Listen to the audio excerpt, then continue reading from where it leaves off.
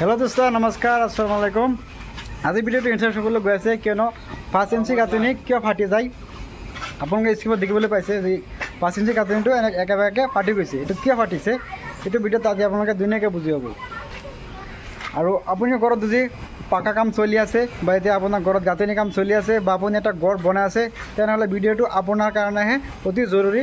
ভিডিঅ'টো আপোনালোকে স্কিপ নকৰাকৈ গোটেইখিনি চাবলৈ চেষ্টা কৰিব, তেনেহ'লে আপোনালোকে ধুনীয়াকৈ বুজি পাব যে আমাৰ গাঁথনি কেনেকৈ কৰিলে আমাৰ প্ৰপাৰ তৰিকা হয়, কেনেকৈ আপোনাৰ এটাটো গাঁঠিব লাগে। এইটো ভিডিঅ'ত আপোনালোকে ধুনীয়াকৈ বুজি পাব। বলক ভিডিঅ'টো আৰম্ভ কৰোঁ। আপোনালোকে ফাৰ্ষ্টত এনেকৈ ইটাটো ভালকৈ তিয়াই ল'ব। চাওক আমি পানী মাৰি আছোঁ। আপোনালোকে গাঁথনি কৰাৰ আগত একদিন আগত ধুনীয়াকৈ ভালকৈ ইটাটো তিয়াই ল'ব পানী মাৰি।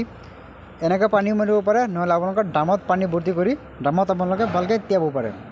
আৰু য'ত গাঁথনি কৰিব তাত আপোনালোকে পানী মাৰি চিমেণ্টৰ গোলা মাৰি ল'ব। চাওক আমিটোত ধুনীয়াকৈ আমি গোলা মাৰিছোঁ। এইখিনিত আমাৰ গাঁথনি হ'ব, কিনাৰে কিনাৰে আমাৰ গাঁথনি হ'ব। ইয়াত আমাৰ পানী মাৰি চিমেণ্টৰ এটা গোলা মাৰা হৈছে।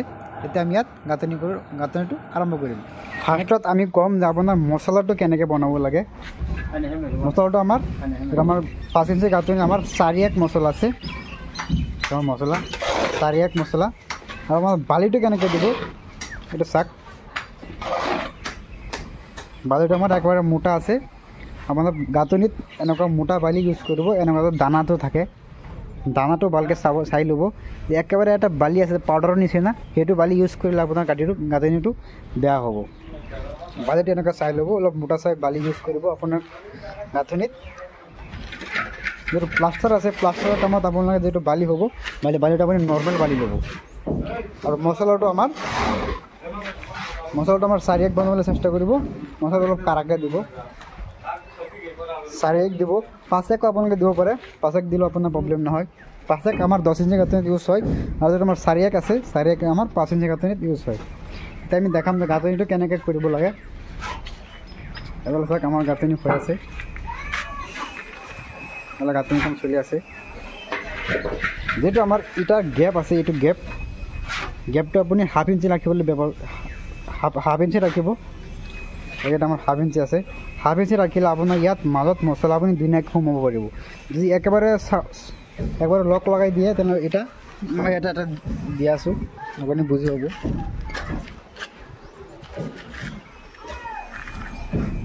এনেকুৱা এটা যদি একেলগে লগাই দিয়ে যে জাগাই নাথাকে তেনেহ'লে ইয়াত মছলাটো নোসোমায়। সেইকাৰণে এনেকৈ অলপ জাগাটো ৰাখিব, যাতে এটা আঙুলি আপোনাৰ ধুনীয়াকৈ এনেকৈ সোমায়।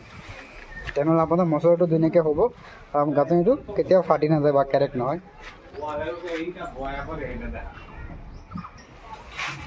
এইফালে আমাৰ কাম চলি আছে।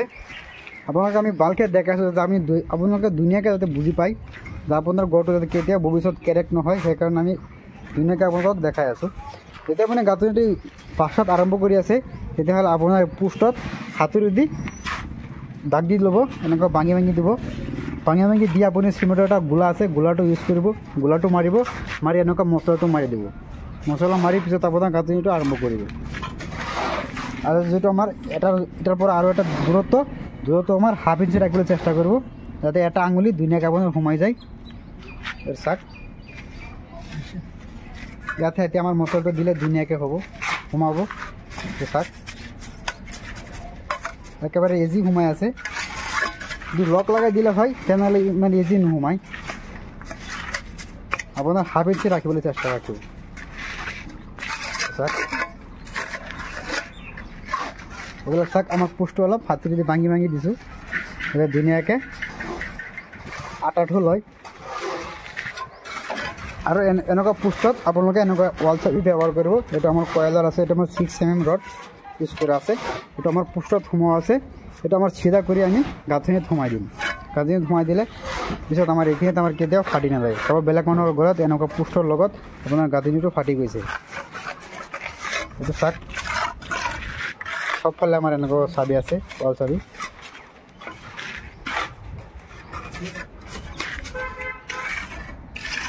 আৰু আপোনালোকে গাঁথনি যেতিয়া কৰিব 6 দিনমান আপোনালোকে কণ্টিনিউ আপোনাৰ ঘৰত 2 দিন বা 3 দিন আপোনাৰ ৱালত আপোনালোকে পানী মাৰি থাকিব। পানী মাৰিলেহে আপোনাৰ ঘৰটো কেতিয়াও ফাটি নাযায় বা মজবুত হ'ব। পানী ইউজ কৰিব।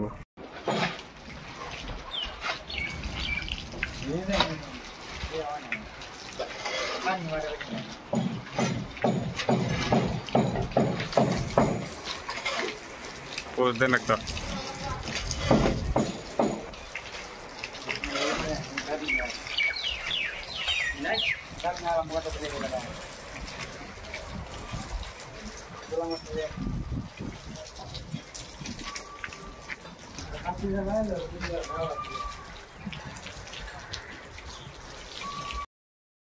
আপোনালোকে দেখিবলৈ পাইছে যে গাঁথনি কেনেকৈ কৰিলে আপোনাৰ প্ৰপাৰ তৰিকা হয়। এটাৰ পৰা আৰু এটা দূৰত্ব কিবা ৰাখিব লাগে। এটাৰ পৰা আৰু এটা দূৰত্ব আপোনালোকে হাফ ইঞ্চি ৰাখিব। হাফ ইঞ্চি ৰাখিলে ইয়াৰ মাজত আপোনাৰ মচলাটো ধুনীয়াকৈ সোমায়। আৰু পোষ্টত আপোনালোকে পোষ্টত যেতিয়া আমাৰ গাঁথনি আৰম্ভ হৈ আছে তেতিয়া আপোনাৰ ইয়াত হাতুৰি দি টুকুৰ টুকুৰ মাৰি এটা মাৰ্কিং কৰিব। মাৰ্কিং কৰি আপোনালোকে পানী মাৰিব। পানী মৰাৰ পিছতহে আপোনাৰ গাঁথনিটো আৰম্ভ কৰিব। আৰু এইবিলাক আপোনালোকে এনেকুৱা ৰড সোমাই ৰাখিব যে পোষ্টত যেমান গাঁথনি হ'ব তো সোমাই দিব। তেতিয়াহ'লে আপোনাৰ বলত কেতিয়াও ফাটি নাযায়। এনেকুৱা চাব ফাটি গৈছে বহুত মানুহৰ ঘৰত, এনেকুৱা ফাটি নাযায়। আৰু আপোনালোকে ইটাটো ভালকৈ তিয়াই ল'ব।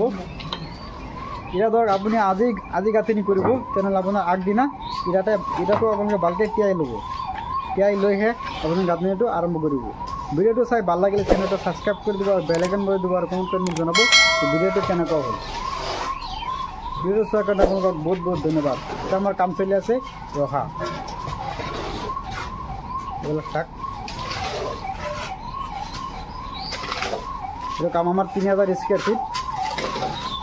আৰু মচলাটো আপোনালোকে 5 ইঞ্চি গাঁথনিত 4 এক ব্যৱহাৰ কৰি চেষ্টা কৰিব। 4 এক ৰাখিব। 4 এক ৰাখিলে আপোনাৰ গাঁথনিটো ফাটি নাযায়। আৰু পানীহে মেইন। পানী মাৰিলেহে আপোনাৰ গাঁথনিটো ধুনীয়া হ'ব। পানী মাৰিব দিনত 3বাৰকৈ আপোনালোকে পানী মাৰিব। পানী মাৰি ৰাখিব।